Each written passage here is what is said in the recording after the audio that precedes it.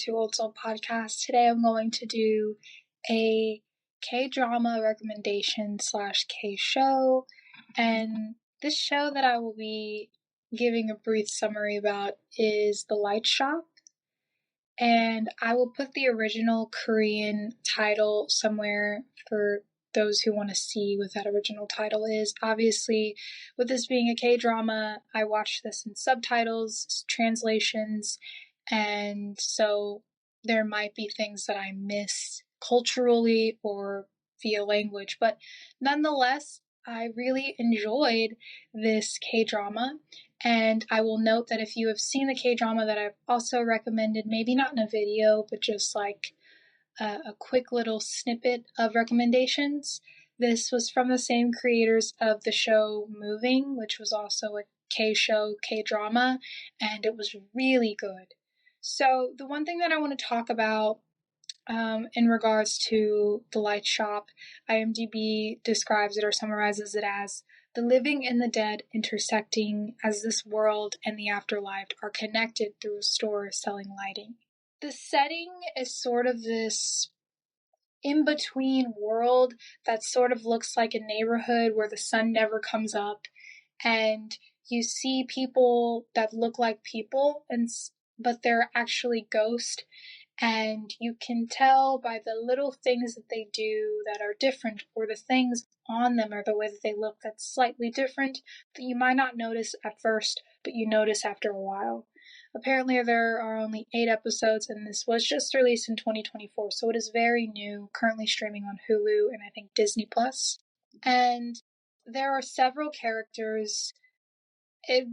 And it'll unravel in context, so I'm trying to really just give you an idea of what to expect, and so that you'll watch it and not so much as spoilers.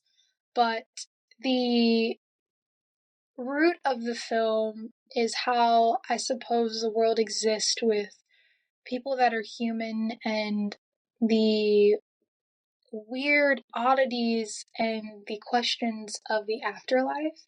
And the thing that keeps them in between, in this in-between space that I mentioned that looks like a dark neighborhood where the sun never shines, and a light shop that looks like someone who's in charge of everything, but who never really lets up about it, what's really going on, not to any of its visitors or to the viewers until they do, right?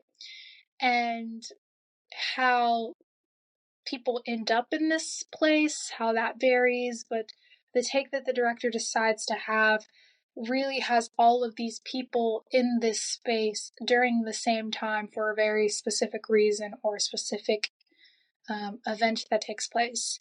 These ghosts who were once human, with the parallels to the human world, all have a different story to tell, but ultimately the stories are usually pretty sad. So if you aren't someone who likes sad shows, I don't recommend. But if you're like, yeah, I could do a sad show during the holidays, you should totally watch. The actors are amazing, and the show, I suppose, gives you sort of that feeling of like, you have good and bad days, but it makes you want to be grateful for certain things. It makes you think a little bit about life and the ups and downs, the people in your life, but ultimately it also talks about this other level of people who can see the dead and humans, and that sort of perspective that's been tackled before, but I think it's executed well in this show as well, especially with the actor that they decide to show that take with. She's a great actress.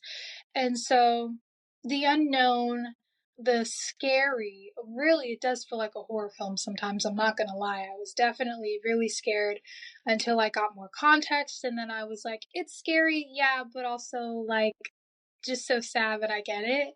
So if you are watching it and you're getting kind of freaked out and you feel like it's not what I'm describing, it's because you're not far enough into the show yet. And I think that that's the one other thing about this series that gets me. I feel like every episode that I watch gives me some more context, and gives me some more context in a way that is satisfying and very climactic.